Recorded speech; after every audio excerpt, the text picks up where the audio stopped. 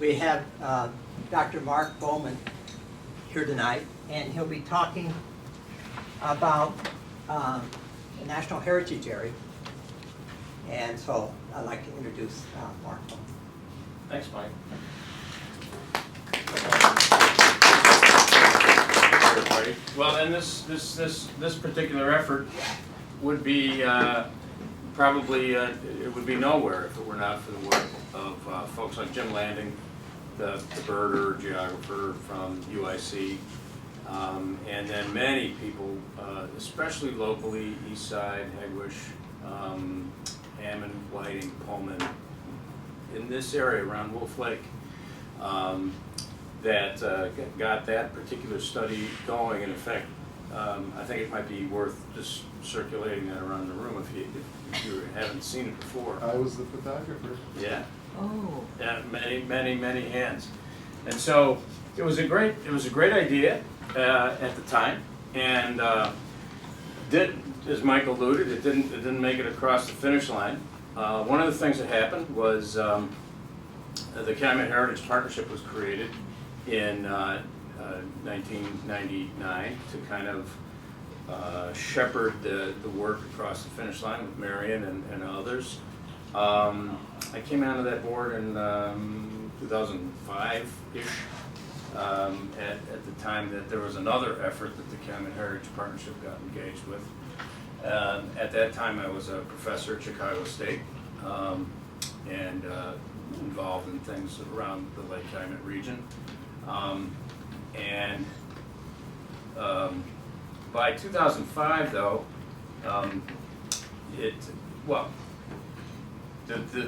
the effort, it wasn't the group that was collected that failed to get the idea across the finish line. I would say that the time just simply wasn't right. There were many issues with considering anything of a bi-state nature that were not likely to get anywhere at that time. But I think, as I maybe will demonstrate and we'll just say, I think the time has become right in the last 10 years or so. About 4 years ago, I left Chicago State and moved to the Field Museum. And the Field Museum has been engaged in the region for quite some time. And one of the things that they said to me when I left Chicago State was, what can you do to move on this particular issue in the Calumet region? And I was able to convince them that this was like a project they should get behind. And so that was good, because now the Field Museum and its resources, not that they're vast, but they are significant, and at least have levers involved that can open the doors to some other doors along the way, can kind of get behind in partnership with others to see where we can take this idea and really give it the due diligence that it really deserves. So this idea is the Calumet National Heritage Area. And I'll want to, if you haven't heard about this before, you'll want to know a little bit more about what a National Heritage Area is.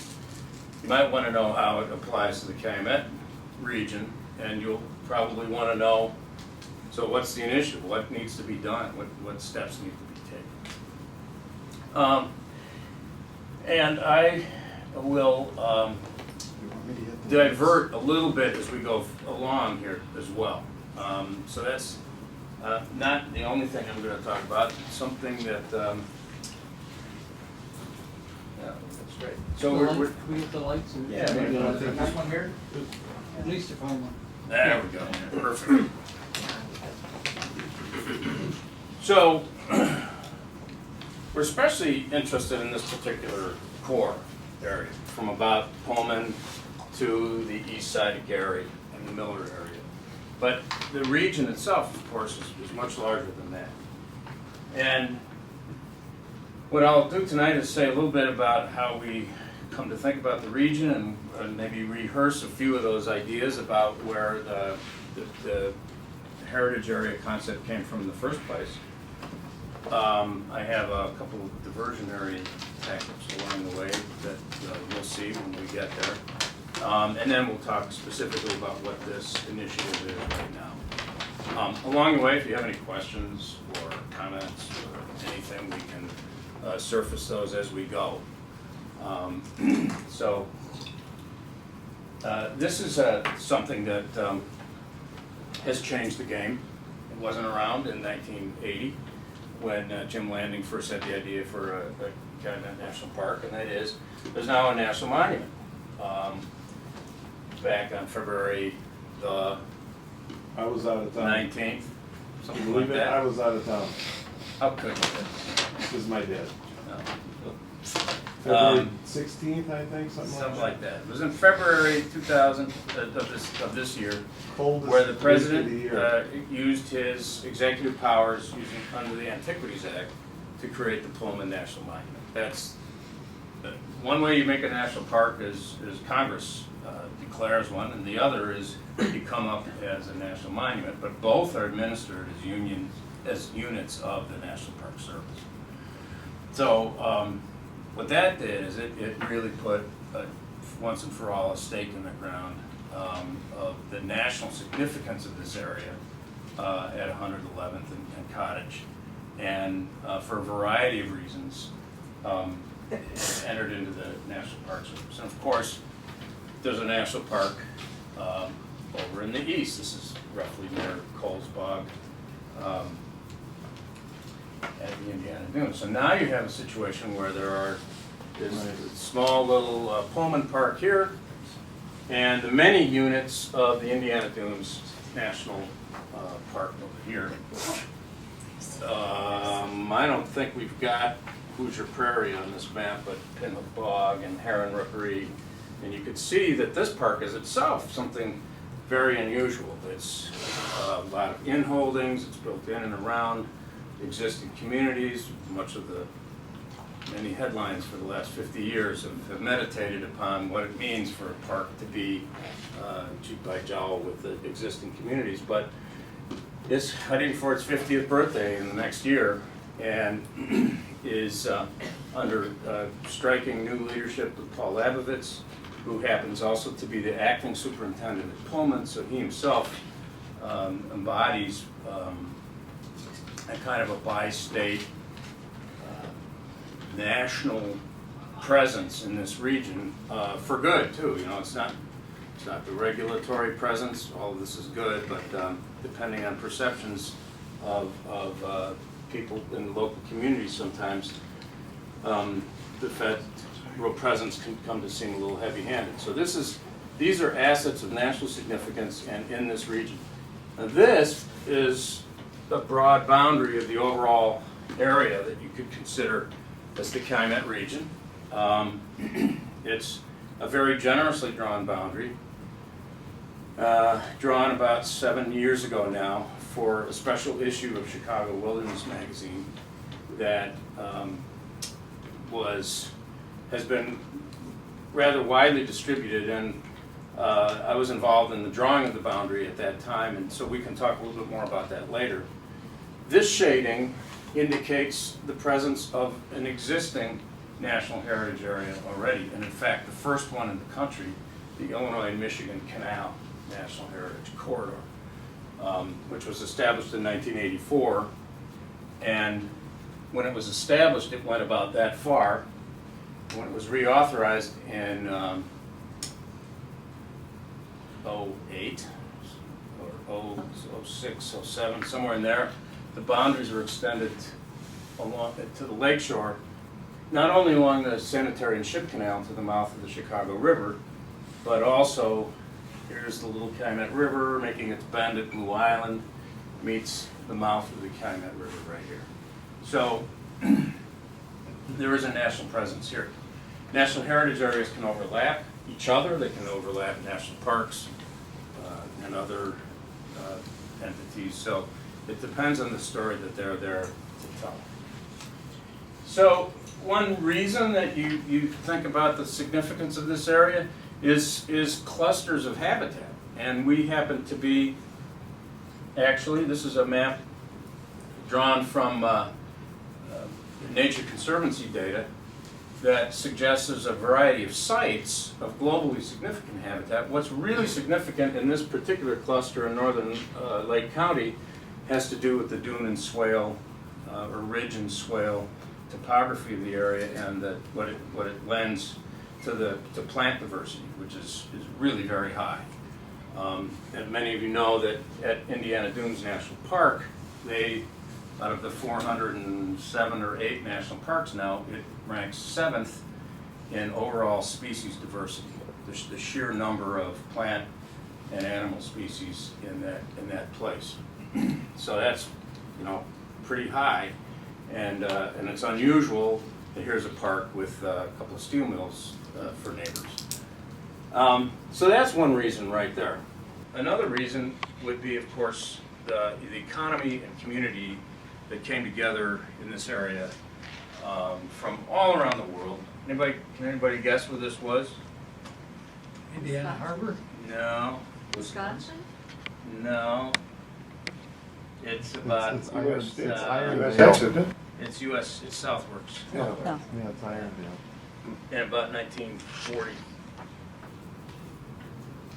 From the Kaufman collection, Charles Kaufman, fabulous book of photographs.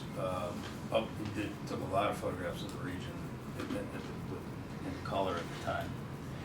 And you get, statements like this, really critical statements about, like, get out of the way in 5 different languages. I think of these as sort of, in another context, these might be considered, they're like Valentines almost, poems. Anyway, it's, so the region then is, this is another element about this. Even thinking regionally, what is a region? As a place that hangs together for one reason or another.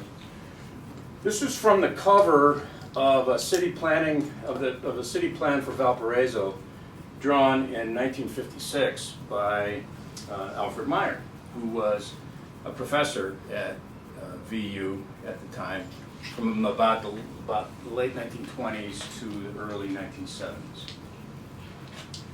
Just about the time that I arrived on that campus as an undergraduate in 1974. He was done teaching at the time.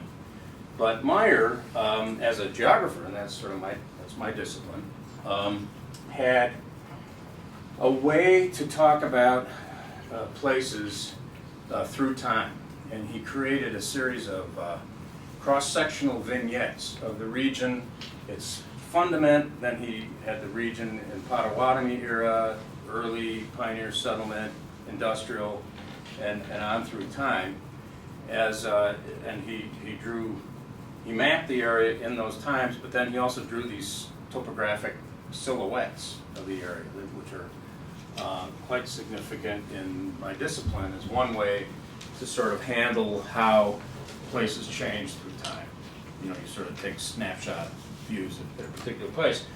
And I think it's relevant to this conversation to say that there I was, an undergraduate, and I didn't know there was a discipline of geography, but there happened to be, and so that was good, because then I had something to do for the rest of my life. But also, he had his students do one of these raised relief maps, out of plaster. Oh, yeah. And approximately the size of maybe 1.5 lengths of table by 2 widths, from about Paul over about here, above a couch in Cronky Hall on Union Street in Valpo, was a raised relief map of the Calumet region. It was like a very significant place. And some people say, this region, relief? Are you kidding me? Now that I'm at the Field Museum, my favorite, there's a whole hall full of these raised relief maps from about 1900 and 1910, and there's one of Nebraska, which is like the easiest raised relief map ever to me.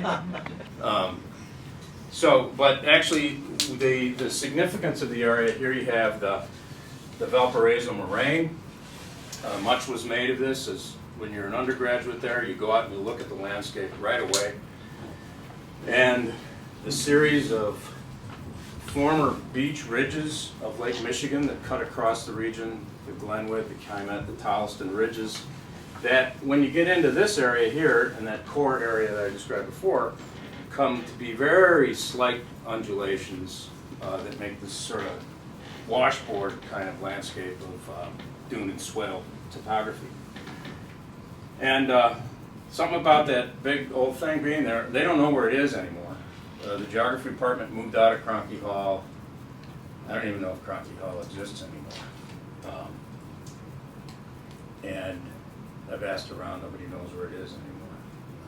I want it like in my basement. Great.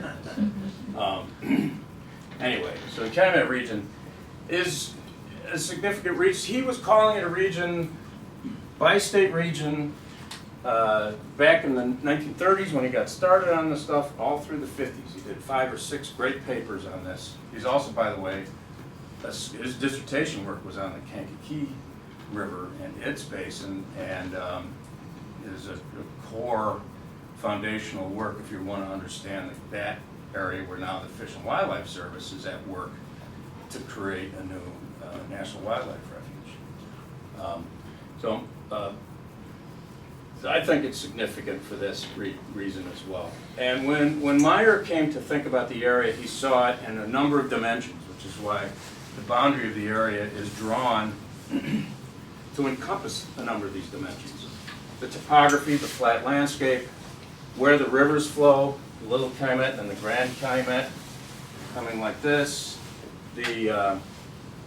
Of course, what that means for vegetation, and then for the human landscape of industry, the railroads, the canals that cut across it, and then make the steel and refining area that it really still is.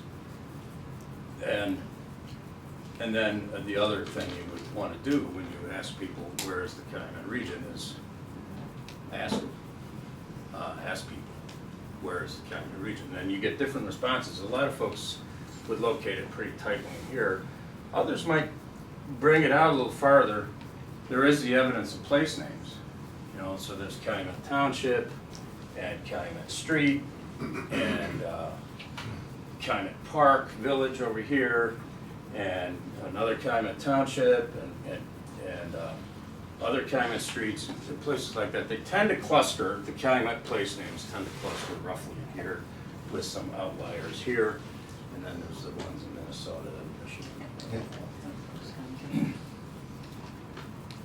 And there's Valparaiso. And then I taught here at Chicago State for a long time. So I just wanted you to know that I've been thinking about this for a while. So I'm here now, and this is one of those diversions, and I'll be brief on this kind of stuff, but it's kind of interesting in its own right.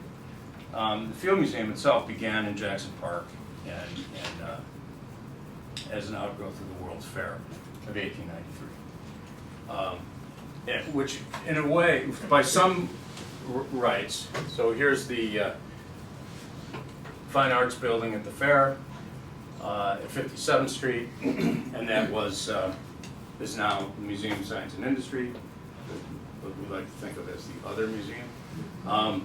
But it was here for 20 years or so. And by some measures of the region, you might say it's pretty close. It's pretty close. It's right on the edge. This is where the fair is where Frederick Jackson Turner does his closing of the American Frontier lecture. And arguably, it's when other frontiers, the urban frontier, gets filled in. And at that time, and I think the point is made in Dave Daberton's book called Whiting, that Calumet was frontier territory at that time. It had the character, the Wild West character as well, of the social landscape.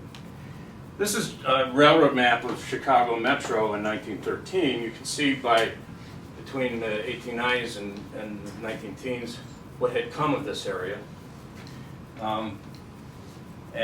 Pullman had developed in the early 1880s. So I just wanted to think a little bit for a moment here about Marshall Field and George Pullman, because there was some connections back and forth between what Pullman did at 111th Street and how Field thought about the world. This is Pullman, that's Field. Pullman lived there at 18th and Prairie, and Field lived there in the 1800 block of Prairie. And they were card playing companions. And that's Pullman's house. And their wives were great rivals. Yeah. This is from, oh shoot, I think this is from Edward Ayer's memoirs. And they were rivals for the control of the opera in Chicago. But this is something that's kind of cool. This is it's called the Field Museum because Marshall Field gave the most money. You know, had the naming right on it. And right there, and tied for second on this from 18. This is the first annual report of the Field Columbian Museum, where they had gathered all the stuff for the World's Fair, and then they said, you know what, you ought to have a World's Fair every day, and it should be in that building. You've got it all collected. Let's keep it. Let's make it a resource for the world. And there's Pullman at 100,000 and Field number 1. Who's Higginbottom? Harlow Higginbottom. You know, Cynthia? Yeah, he was from the Joliet area, originally from Hickory Creek.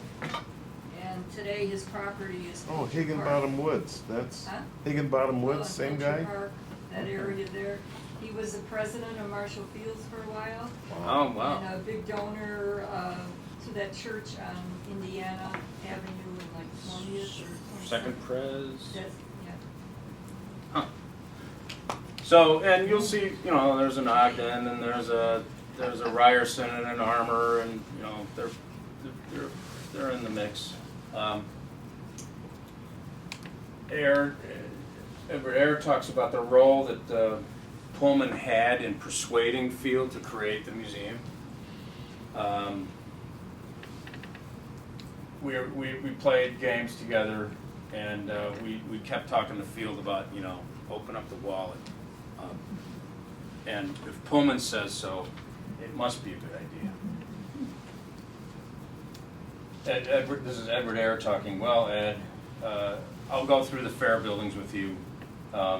Pullman says it's okay, so it must be okay. And then we went, and Harlow Higginbottom gives 100,000. And interestingly, then at the time of the fair, shortly thereafter, is when the strike happens in Pullman. And these guys, which are the militia, and correct me here if I'm wrong. Yeah, Illinois National Guard. Illinois National Guard, were sometimes in the vernacular called Marshall Field's boys, because it was Field who was in Pullman's ear about, you know, get the national, talk to the government, get the National Guard out, you know, do this, do that, which is sort of was his mode. Maybe. Pullman was in Europe. At the time. Yeah, he got the heck out of Dodge. So the Field story may be apocryphal, but Good to know. it's just saying. Yeah. So here's Pullman. You know this map, Paul? Yeah, this is just as they're building Pullman. This is about 81. Yeah. They still think there's going to be a government canal going right there at about 108th Street. Yeah, that's what George is hoping is going to give him a harbor. But Wow. that doesn't happen. So it's about 81. Huh. Here's the Grand Calumet, Little Calumet, and they really hadn't quite finished all the straightening at that time. So from the top of the arcade building, you look east into the rest of the region, and you're looking at Lake Calumet. So I suppose he wanted Pretty the sure canal. that's Brown's Mill. I'm pretty sure. Right, at They're at 106th. Yeah. And 106th, which was Wisconsin. became Wisconsin. Wisconsin. It was 106th and Torrent. So, 1875, I think they got established. Yeah. And Spring. this is 10 years later at most. It's about 83. Yeah. And this is a look into this region at this peak moment, at the beginnings of this peak moment, from about 1870-ish to about 1940, of massive industrialization here that arguably is the core reason for that, coupled with the change to the environment, for the national significance of this area. That was Poland we were looking at? Yes. So we're on the roof of the arcade building. This is Yeah. a little bit of arcade park here. Yeah. So I'm pointing over here. You can't see me. That's the big combination building. It's got the bank and Right. the theater and the Yes. shops. But it's really neat. They're also building the athletic island out there where they had the regattas, just to the right. And this is Yeah, the yeah, grandstand. Yeah, for like 2,000 people. How far past Langley does that go? I mean, the water's edge? Not very. Do you know? Not much at all. So It's this Langley, then the tracks, and then about 10 yards, you know. And now there's the golf course and the, Yeah. Well, Those the are- bank and the police department. And, Right. And the interstate, and then the golf course, so lots of landfill. Yeah. You forgot Walmart. Who could forget Walmart? Put a Walmart up. Thank God. This is so at the other end of the lake, from the early 1900. This is looking south along the lake front, from about 103rd Street. is Lake what Calumet. what the label, yeah, that's what the label says. Which is, I'm puzzled over this picture. I don't. There's a fence. Hay. Some pasture. Somebody's got animals in there.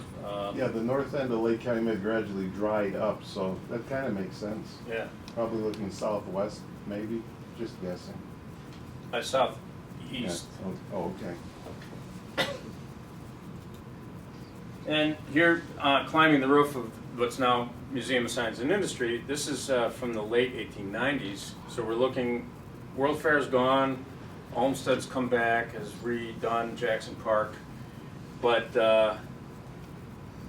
my point here is we're starting to see in the background the mills of the Calumet and Southworks and Brown's Mill and the other things that make up the industrial Calumet. So what I want to say is that the Field Museum has been right kind of there from its beginning, and partly by way of explaining how I was able to talk folks into supporting this idea. This is 1937, the freshly straightened Calumet River at this point. Here's the South Shore Bridge. It was a center pivot bridge at that time. This is Hegwish Marsh now. The old course of the river came through here. This is now the CID landfill right here, and O'Brien Lappin Dam is right about in here.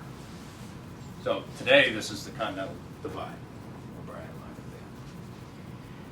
Lappin Dam. And this is a map of made land. So Paul was talking about shrinking Lake Calumet. The M on this map indicates made and modified land with artificial fill, whatever it was, unconsolidated urban waste, municipal garbage, coal ash, and a whole lot of slag. So around the Lake Calumet itself and its other natural lakes, such as Wolf Lake and Lake George and Berry Lake, which would be about in here, a lot of fill, of course, out into the lake. This is about half of Calumet Park, and about half of Southworks was on made land. And I just wanted to say that my museum shares this history as well, of being built on fill in Lake Michigan. Here it is under construction in the late 19 teens. And in the foreground, you see a whole bunch of stuff that's pretty cool.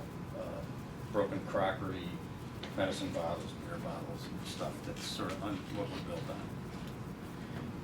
Another view. Pretty amazing. And this is, so we took a little look around photographically around the lake. this is a mosaic photograph from the late 1930s, then you can still, in the 1930s, really easily make out this sort of dune and swale washboard ridge effect in here. These ridges aren't terribly high, 10 feet at most, but enough to have a lump of sand that sand-loving plants can get into, like prickly pear, and then wet marshes and alternating wet, dry, wet, dry, wet, dry, in a region that in general has the sort of hardwoods of the east and of Indiana giving way to the Grand Prairie of Illinois, and the boreal forests of the north kind of coming together here. That sort of conditions the species richness of the area. And it's cool to see Wolf Lake in the late 30s, Mike, the racetrack, and some other features that you could stare at this map a long time. That was Balmoral before it moved, the racetrack? What was it? I can't. What was Roby. it? Roby. Well, yeah, there was actually several. Yeah, and the little one too. One, and the large one was in Roby. That came about the clubbing and exposition. That was when And then the there's Yeah. the little one in here, wasn't there, roughly? Like for Yeah. small cars? okay, and that's another one. That was I can't remember the name of it, but that was in the 30s. Something like, looks like fun. Cars and boats. They also raced boats. Horses earlier too, didn't they? And dogs. In Roby, horses were in the late 1990s, about 1903, because they chased the gamblers out of Chicago, and they ended up in Roby. And so the horses started out in 95, and then it switched to cars, and then even motorcycles. I think they raced up Yeah. through the 1920s. So, Wild West. Yeah. I kind of missed that action. Yeah. So this is from the mid-1950s, and here I just want to kind of give you the feel for this, the plant in the marsh that you see repeated in a number of places across the region. This particular one is Acme. It was, for the last part of its life, Acme Coke. And just off the edge of it was the, well,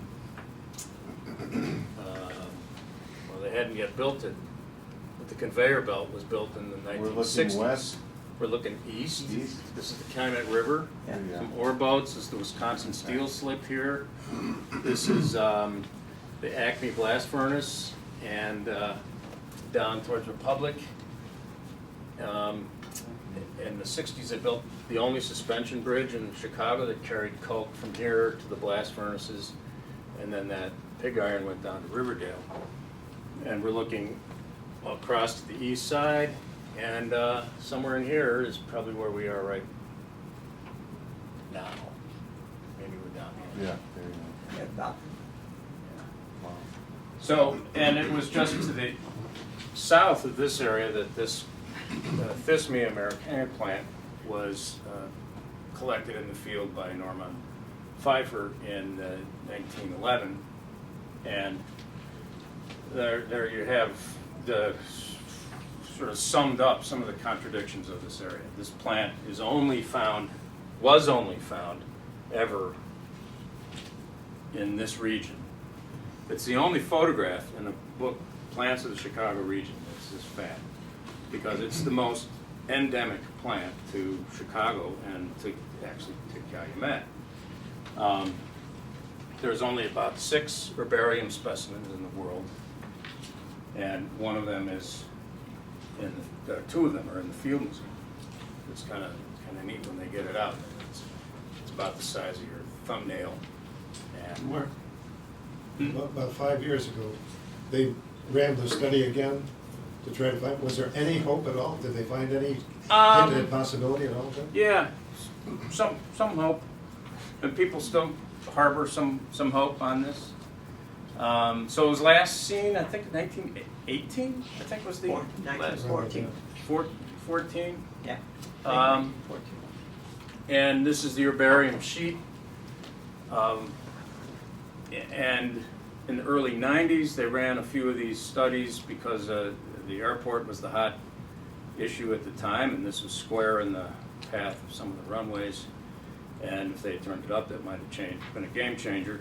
And then 5 years ago, as an anniversary, as a centennial effort, they went and looked again. That was after the play, wasn't it? Right after the play? That they- It was just after the play, that's right. Yeah. Right.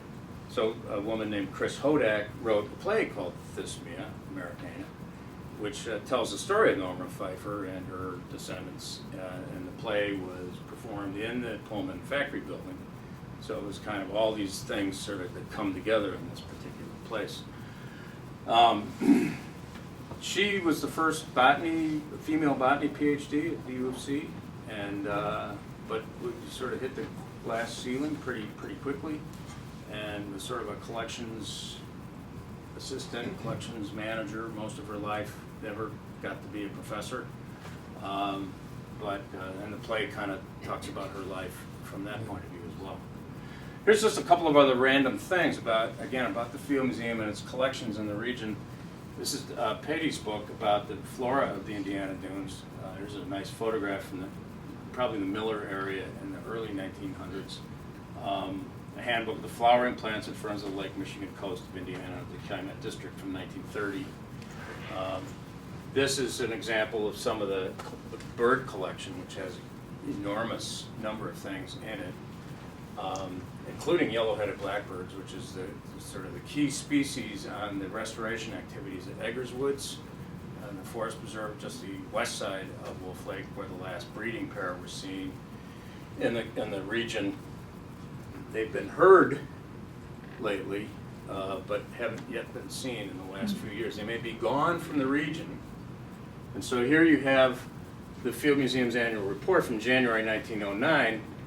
This species was once abundant in the vicinity of Chicago about Calumet Lake and is still not uncommon in that locality. So we've got the means to tell a story of environmental change over time from a variety of points of view, not just the topography, the made land and so forth, but also species change and habitat change.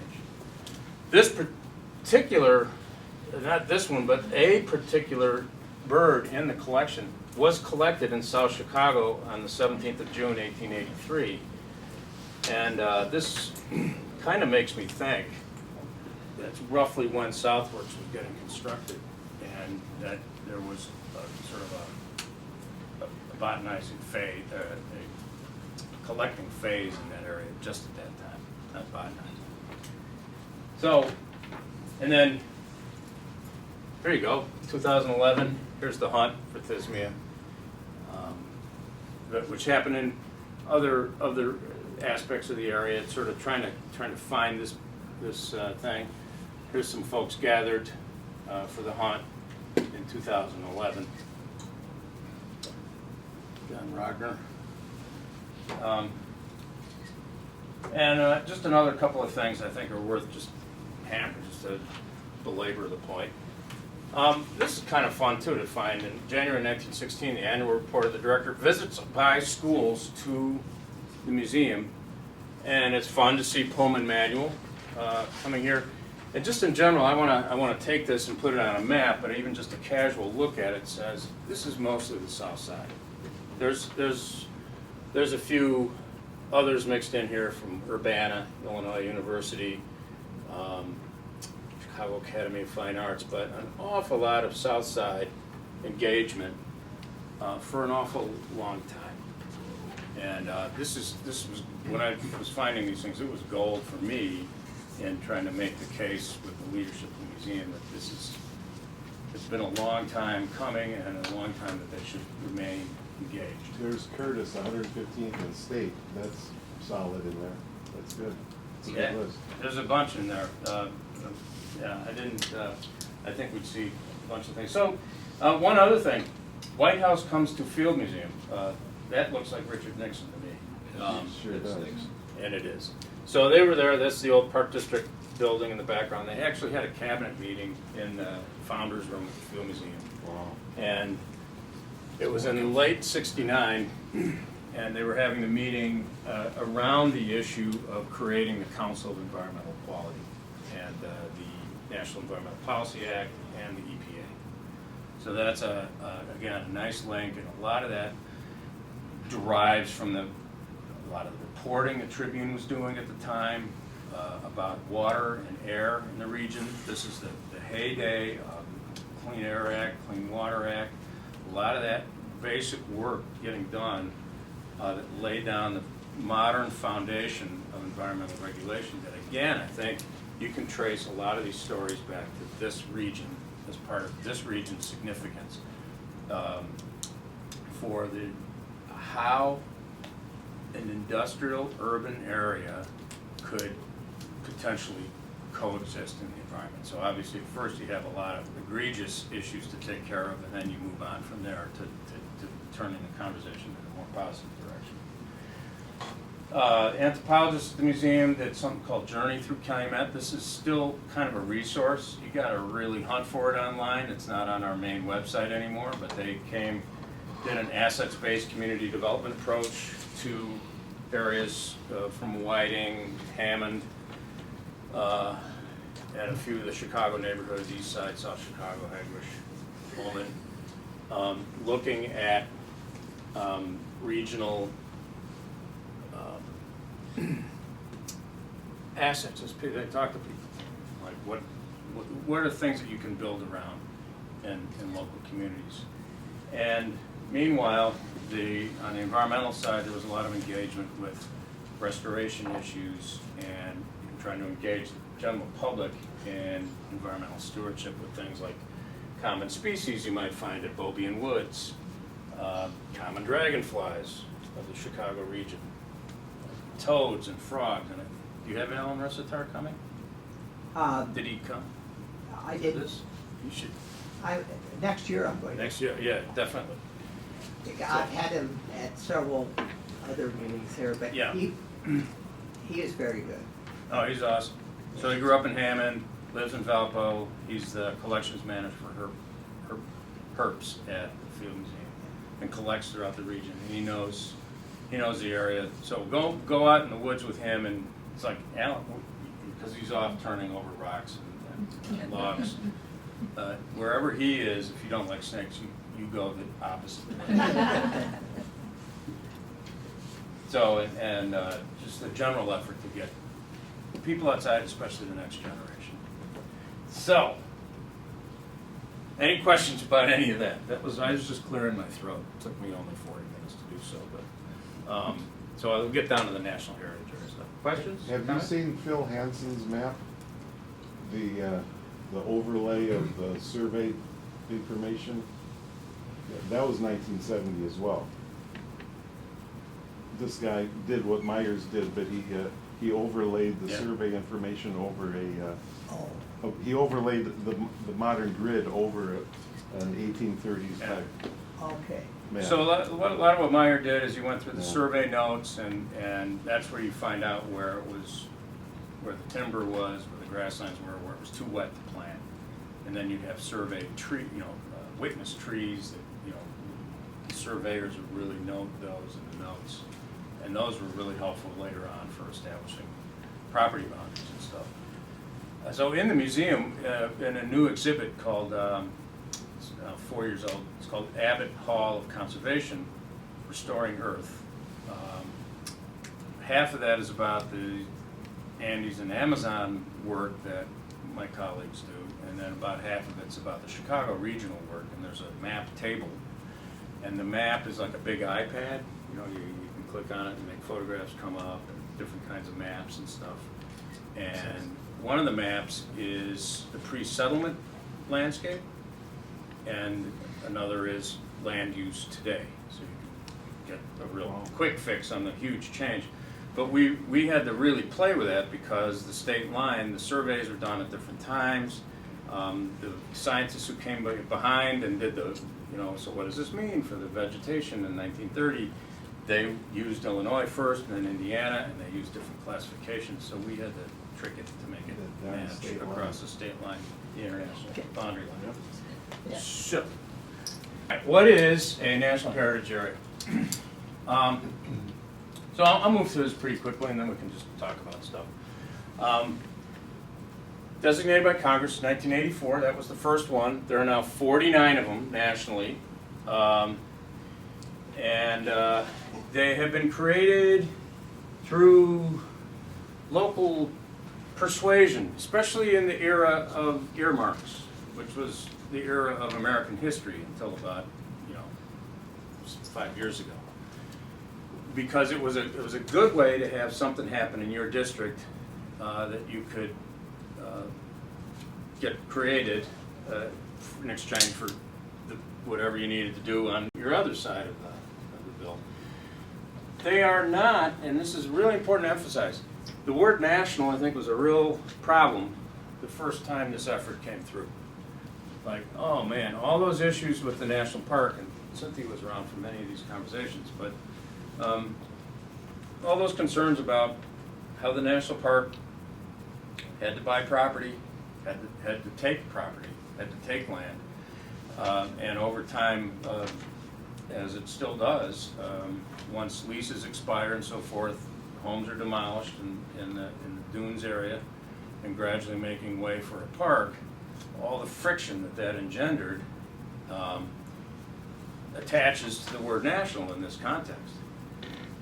Here, though, there is no land that is owned by the heritage area as such.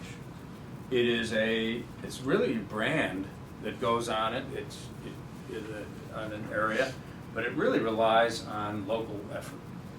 And this is part of its genius, I think, because it aligns with what was popping up in the 1980s, the language of public and private partnerships, of getting the sectors. The federal government can't pay for everything anymore. Trying to get more participants and more local participants. So here's an instance of some of the differences. As I said before, national heritage areas can overlie national parks. National parks are owned and operated by the Park Service, and rely on federal funding. Heritage areas are locally managed. They get some government funding, but that's usually all the advice we've received about this says don't pursue this for that reason, and don't build a budget around it. It may not come. It'll be not as much as you think. It's too hard to get. It's got too many strings attached. And in any case, you should be, if you're not sustainable without it, you shouldn't be in business anyway. So, important differences. Mark, question about that. Yeah. We was talking about locally managed versus operated by National Park Service. Isn't Pullman going to be having a national park representative there, Bill Smith, for instance, as a ranger? So would that be It is a national monument. And so now, the Park Service does own Just the clock quarter tower. of an acre Just the at clock most, tower, yeah. on several hundred square feet. That gets it in the door, literally. A small portion of the total. Yeah. But the way the Pullman thing is coming down is a little bit of a whiff of what a heritage area looks like too. The Historic Pullman Foundation, the State Historic Site, the other local civic organizations, and the Park Service, and the city, and other entities cooperating on owning and managing this space together. But yeah, Bill Smith is over there. You made the distinction, and I hadn't caught it before, Yeah. between a monument and a heritage area. So again. Yeah, different- so yeah. the monument would be more over here. Is there a target of January 2017 to try to get this done during the current administration? So, let's bracket that question. In an ideal world, sure, yeah. But as I said, there's lots of moving parts and so forth. Let me explain how we get there. But yes, it would be a fabulous centennial present for the state of Indiana bicentennial. The centennial of the National Park Service is next year.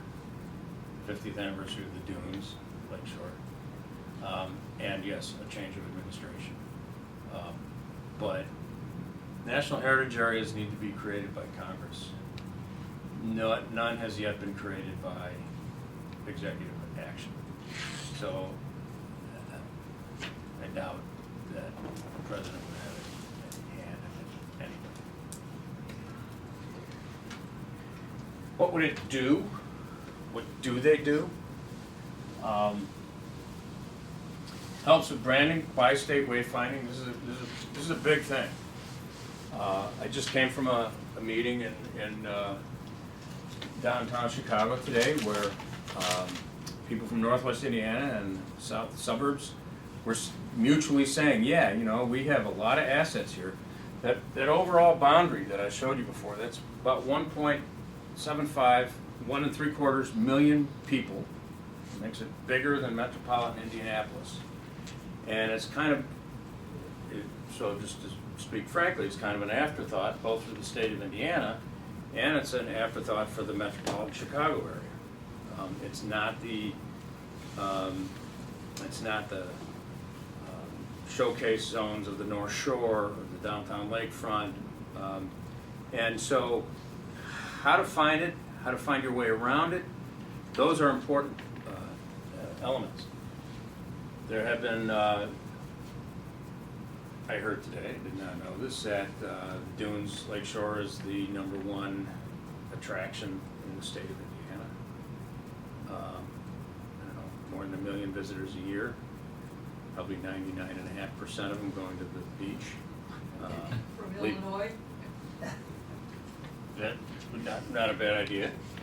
Here's the Schaefer Lake. Some coordination of preservation issues and environmental side, and getting some real coordination, especially where in this instance, where bi-state coordination is helpful. Of the 49, by the way, about 15 or so are bi-state heritage areas. So that's helpful, because bi-state anything isn't easy to put together. So it's nice to have precedent in other contexts where bi-state things would happen. And this bi-state dialogue is a really crucial part of things. Could you say a bit more about how it would stimulate economic development? Okay, so a lot of it is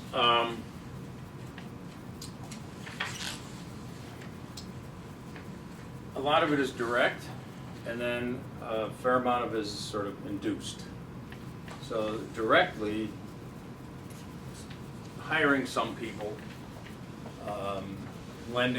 getting grants and bringing money to some local resources. And again, remember this, the idea would be this would be a locally managed entity, so you would have some transfer payments being made into the region. This is probably the key though. It's to generate a sector that's based in heritage tourism. This is what works in a number of other areas.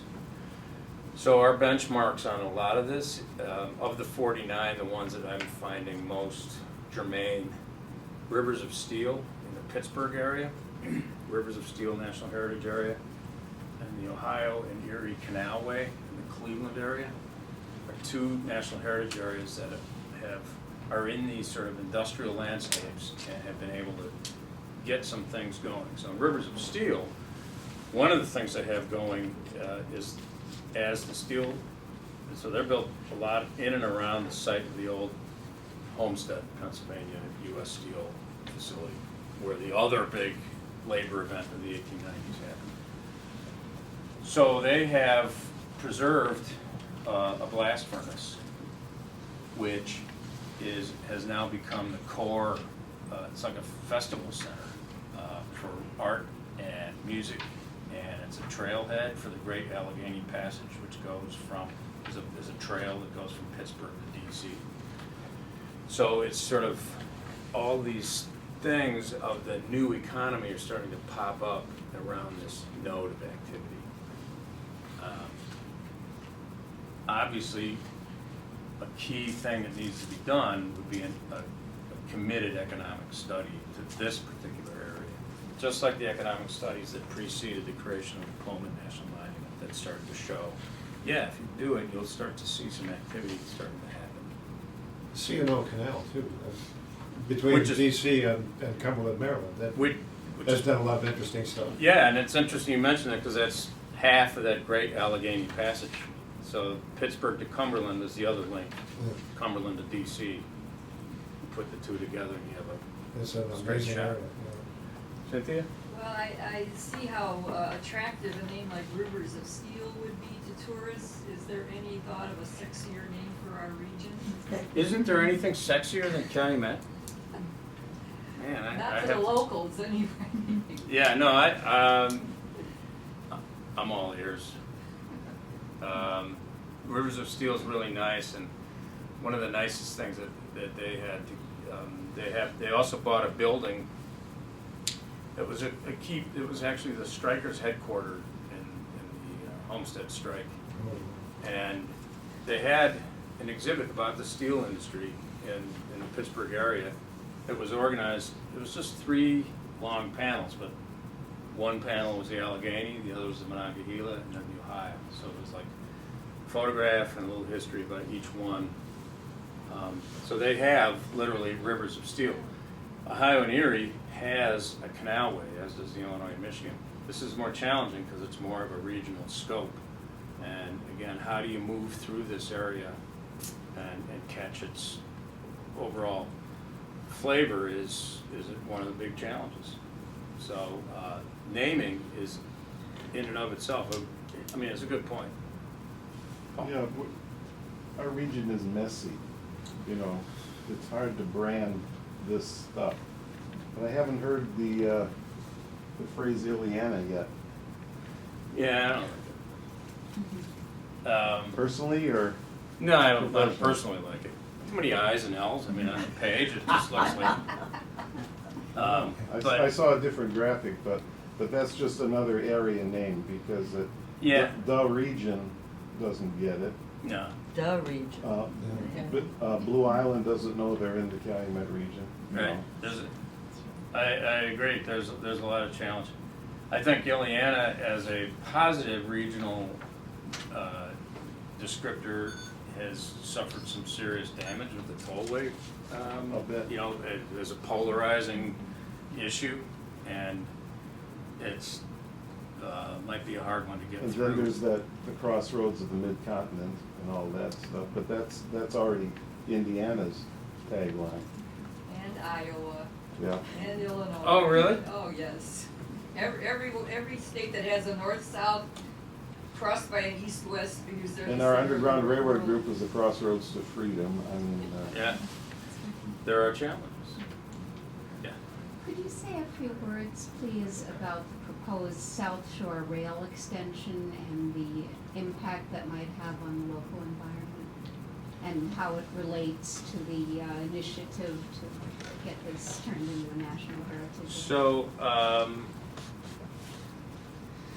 I'll say maybe the 2 things that I can comment on that would have anything illuminating to say. I think one of them is the fact that that proposal is live suggests that the regional economies are ever more being drawn together.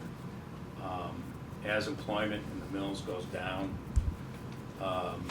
and actually as employment in downtown Chicago and in Illinois goes up, and migration from Illinois to Indiana goes up, those journeys are increasing from Illinois to Indiana, and is one measure of how this is a city-state being drawn together.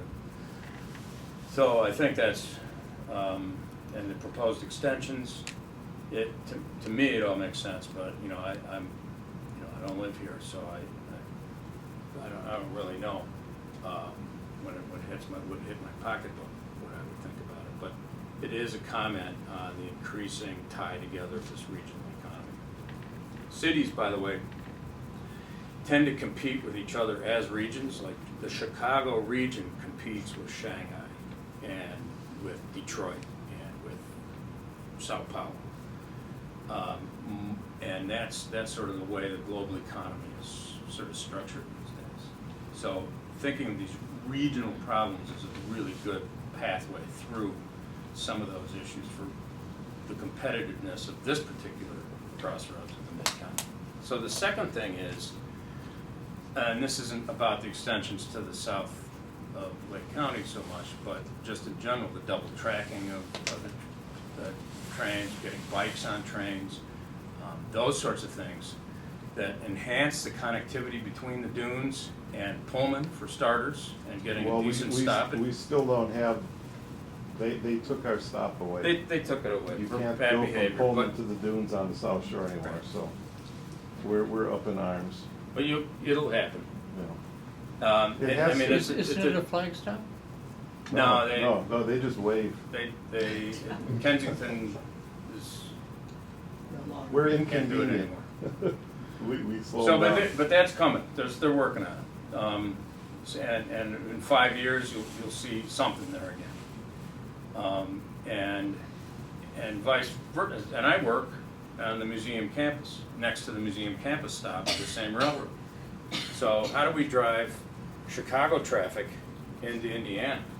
How can a museum visitor, somebody coming to spend the morning at the Field Museum and the Adler and the Shed, you could see it from the front steps, you know, you can see the dunes, and you can get there in 45 minutes by train and take a bicycle on the train and have that actual experience, and vice versa. Those are ways to maximize that economic part, the economic engine, literally. The abandoned station's waiting just to be reactivated. Yeah, there's a Is there? station, they just closed the doors on it. Yeah. So let me move us through a little bit here. So we have some of the work done so far that Mike introduced us. Calumet Ecological Park Association formed in '93, alive and well. Park Service undertakes this study. Here's just a couple of key passages from the study. I think this is a photograph of Paul's photograph. So if I took a photograph of this, photographing that up pretty quickly. Right down the rabbit hole. So they recommended. They said we don't have an ecological park designation. We don't know what to do with this. We've studied it as we were directed by Congress, and we don't have such a thing. They tried some other thing. We could do a recreation area. You don't have enough recreational resource at that time. By the way, this is another thing that's been changing. But at that time. But you could do this thing that we have. At that point, they had it for 14 years. So the Heritage Partnership was formed. This is a bi-state nonprofit incorporated in Indiana. And full disclosure is I'm the president of this group. If anybody would like to be president, Paul does. No, I don't commute. it would be great. We have gradually I'm not a been politician. turning the conversation back to focus on this heritage area effort over the last few years. And if there's one website you remember from tonight, it would be this Calumet Heritage website, which collects a lot of the materials that I'm walking through tonight.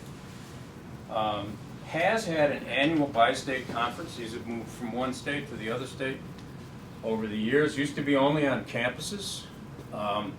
We began to move them off campus, and they got really interesting then. Our first one was in Blue Island in 2011, where we had a morning conference. We had a guy from the University of Toronto who's an expert on the manufacturing history of the region.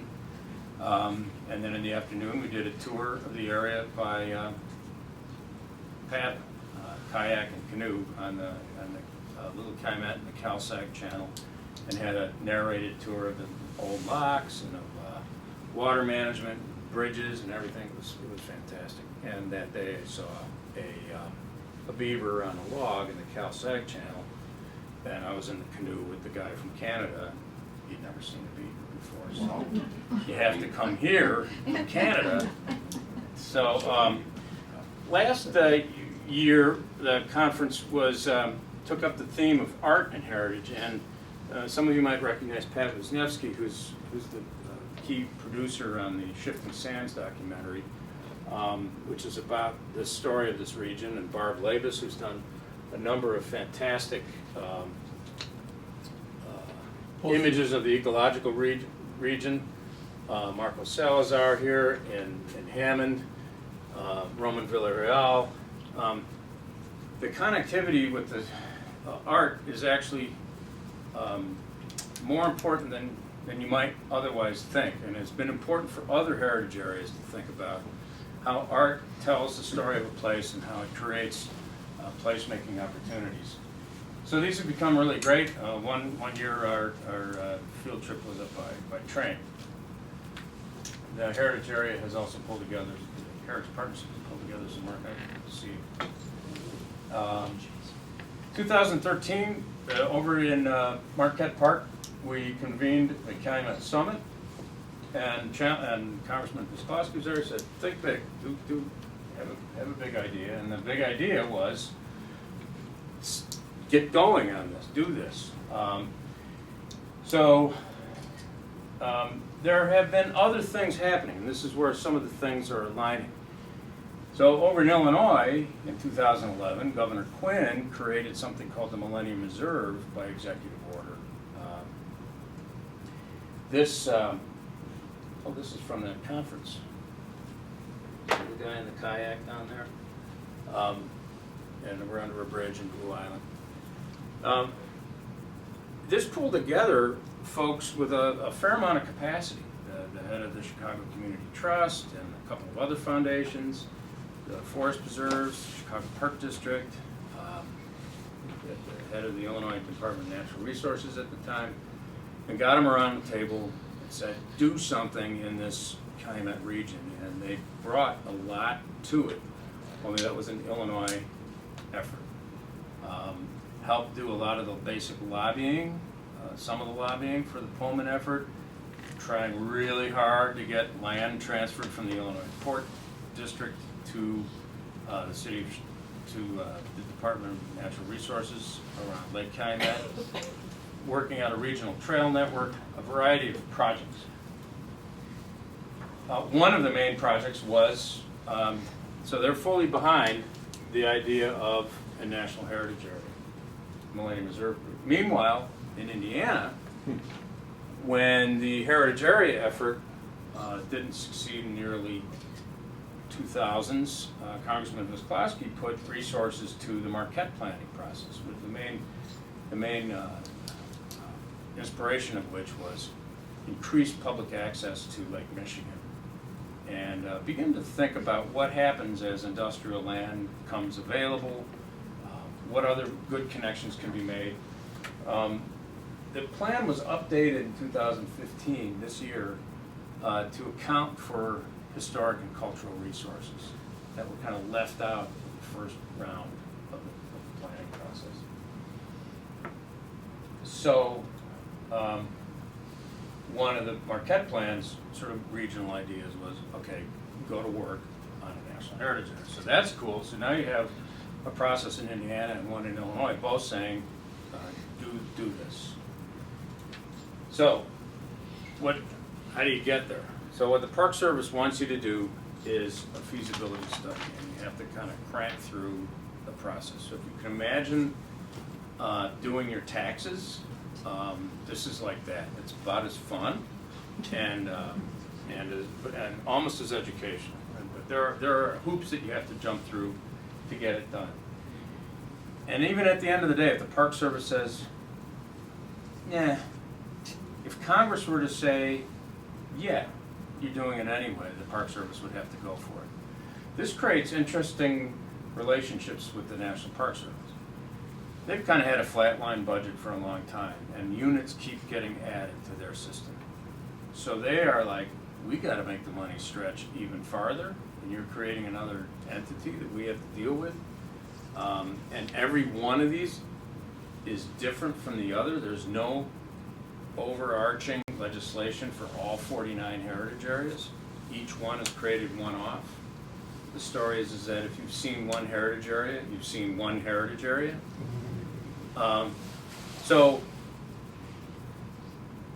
about a third of the Park Service people are like, they don't really like these things because they think it's taking resources away.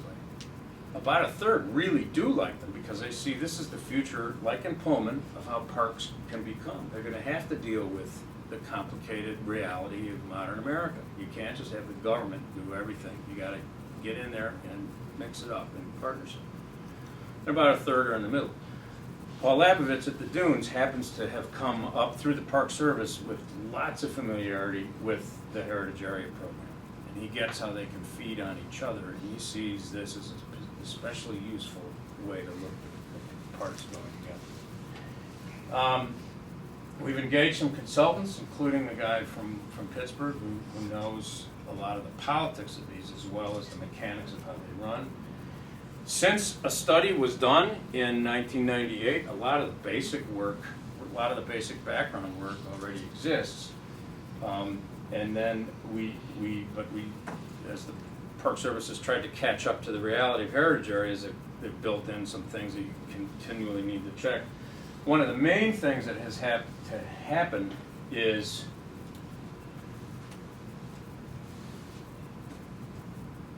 what's nationally significant about this area? That's bottom line.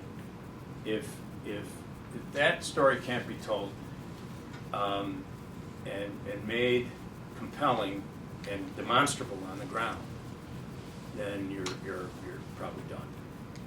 Just in the way that across every American town has, in Illinois, Indiana, and Iowa is crossroads of the continent, that it makes it very difficult to make the case that this is the crossroads. Now, actually, you can make a really good case about here. It makes it difficult to build a case around the Potawatomi heritage here. Yes, it's a significant heritage, but every part of North America had people who contributed their heritage to that regional landscape. And so was this any more significant than any other place? Probably not. So what really is it? When you get down to it, you have to make the case.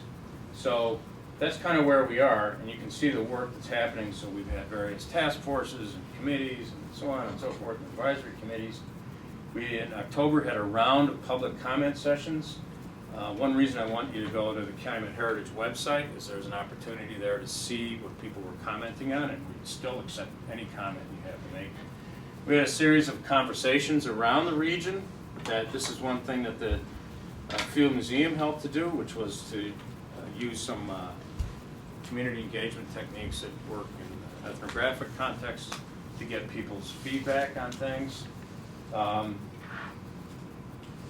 We passed significant statements by a panel of experts. Here's where some of those heritage area conferences came in handy over the years, because we were able to turn to the University of Toronto and MIT and University of Alabama and folks at places like those and say, you've written books about this region.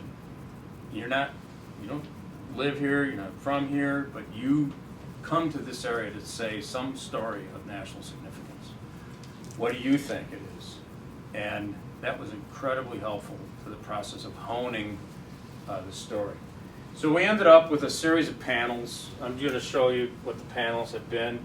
National significance. That's why this year's conference was really all about testing these statements of significance. It stems from how the natural world was changed to make way for industry, transportation, and peoples from across the country. So a little bit about the industry-environment interaction there. And the impact of this change is felt in American life and landscape to this day. And we then broke that down. So we say, okay, it's a regional national significance. This was a panel about the size of this image here. Region contains both globally rare natural areas and the enormous evidence of cities and industry. 2 urban national parks that highlight these features are found at the southern shore of the Great Lakes. But the parks don't exist in isolation. Near the parks and between them are huge industries set next to delicate habitats and distinctive communities. So it's that juxtaposition. And we could not use the word juxtaposition in these panels. You have to think of other words that are shorter, is sort of where we were at. But that's the key. So there are 3 main themes that were devised to tell the story. And number 1 is the diverse landscape. The natural areas, industries, transportation, neighborhoods found side by side, over and over and over and over again. And then out of that sparked epic change to the environment, and then epic protection of the environment by the people who lived here and others who became engaged and involved, just like Ollie and other efforts like the heritage of activism and stewardship is a key thing for this area. Foregrounding leaders in the national conversation about environmental justice and environmental protection, like I mentioned before, and creating urban national parks, things like that. Innovation and change for factories and workers. I would argue that the key period is 1870 to 1940. That's when the region ultimately wrested leadership in steelmaking from Pittsburgh as the industry transformed. You see the mines in Minnesota begin to open up, the coal fields of Illinois and Indiana. The tonnage of steel coming from here going way up, miles of railroad track, and the uses of steel in creating, skyscrapers and bridges and so forth of the modern landscape of Chicago, and a crucible of working class and ethnic cultures that, as in many industrial areas in the United States, this is why this is sort of the third theme. You can't ignore it, but many places that pop up as significant. So this is the place to talk about Marktown, along with Pullman, and ongoing traditions. So among the questions we were asking is whether the boundary was too big, were the themes right on. We got all kinds of comment. We're digesting it as we speak. That's why I'm inviting you to take a look and feedback to us. You should know there's a Facebook page and this website where you'll find many things about the feasibility study. Up in here, open up that link, it's calumetheritage.org. And among the things that you would find in this area in 2016, a good reason why we're panting to get this thing done in 2016 is the timing seems to be right. Like deliver the feasibility study at least, and not only but while we're doing that, start to attend to the politics of building the support around this. So we've had contact with the delegations. Congressman Wisłowski and Kelly are both aware and on it, but they're, everybody wants to see what the end product is. Yeah. Is LaPorte part of it or not? It was out of it. Yes and no. Yeah, I saw it not in the other map. Um, I was just wondering if you go so far east as include Michigan City, why not LaPorte? And here it's in, so. Yeah, we've got it in. You could think of this as the study area boundary. It's not necessarily the final boundary for the because it heritage does area. bookend a lot of stuff. I mean, It really does, and LaPorte it is gets, monstrous. in some ways it gets to the, all through the history of it. I mean, it's a city, it's like a mirror of Valpo. It's similar, equidistant from the lake as Valpo is. It's a It's ancient industry. too. Yeah, and the whole Sauk Trail cutting through there. Arguably, it should be present, but we're kind of letting LaPorte see if there went in or out. Michigan City should definitely be in. And when we met in Michigan City, there's a lot of key figures in Michigan City turned out to support this effort. There's many positive things have been said about it, though, from the LaPorte report so far. It's the only town within the region that was on the 1830 census. It had a U.S. land office. I mean, that was our go-to spot. But it seems so far from Yeah, Lake right. Calumet. You know, and the other way, a lot of times, one way to cast it is, so you got a kind of a core zone. And I think of this Pullman to Gary as sort of the real core, because that's not already covered by the national parks. And then you got a sort of a zone of influence. You know, it's not just all painted one color. It's sort of intense in one place and fading to the edges. Again, we'll just have to see how But it breaks in feasibility studies. We're still testing a lot of that out. They have a pretty active artist community in LaPorte, and a lot of antiques. And so that might be one way of getting an entry into Port City. I don't know. Well, it's fun to think about what's changed in 15 years. So I've alluded to a couple things.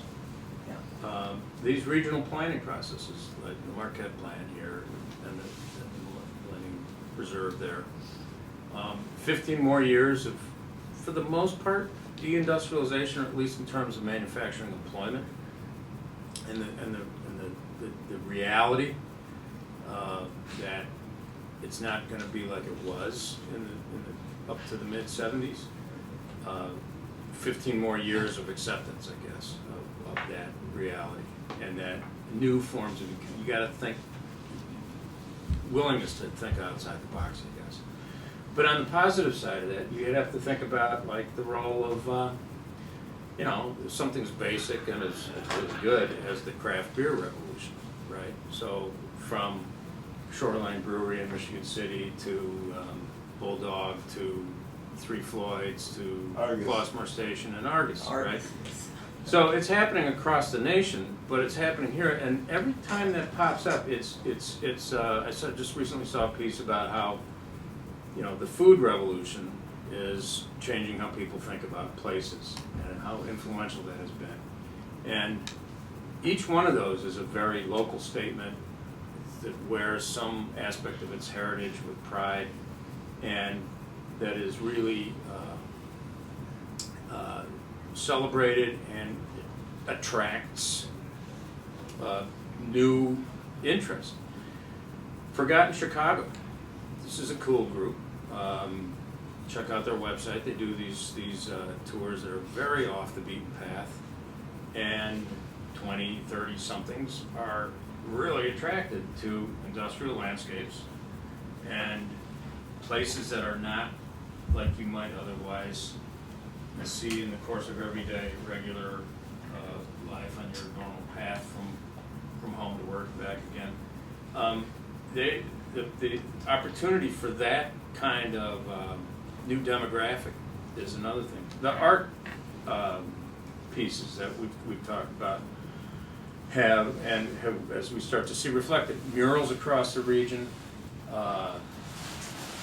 Go to White Ripple Gallery on Kennedy, and you'll see some really cool regionally focused storytelling through art, and a really vibrant space, and again, young people running the place and looking forward. These are things that weren't around 15 years ago. And so, you know, I think in some ways the place is the same, but maybe it's got a new layer. Alfred Meyer had these silhouettes, you know, there may be a new silhouette that we need for this post-industrialization period. I don't know, what else things? Railroads, you say transportation and it's all water. Is there anything we can point to for railroads? Or is that as archaic as the stage road you know? Railroads, so, They make real good graphics, and everybody loves railroads, but I can't think of much. I can So- point to where railroads used to be, which is not sexy. yes, it is. But, I don't know how we keep talking about sex tonight, I don't think I was gonna do this, It's but, Tuesday. It sells. yeah. So, first of all, the Rails to Trails movement has hit northwest Indiana, and increasingly southeast Chicago in a more coordinated and a deeper way than it has in most urban industrial areas. And it's created some really unusual things like the Wolf Lake Trail. That's not a Rails to Trails, but it's a cool trail. The Lakeshore Trail from here over to over to the Environmental Center. Great stuff. The Pensy Trail. All those are really great, and there's a regional planning effort to get them all in there and coordinated. And this is a hub of the nation. You know, the Great American Discovery Trail and the Grand Illinois Trail. They all kind of bend through the area. So there's that, and again, which provides access to places you wouldn't previously have seen because of where railroads went. You know, to the Yeah. dockside and to the industrial bay. But railroads continue to exist, and again, I was at this meeting this afternoon. You know, whatever the statistic is about how much container traffic comes through the Chicago metro area, and that all has to come around the southern end of Lake Michigan. And some of the very biggest of the rail yards are the ones in the South Chicago suburbs, and to some extent over that bar in Gary. But I mean, what's the yard in Gary? Bars in Blue Island. They'll come to me later.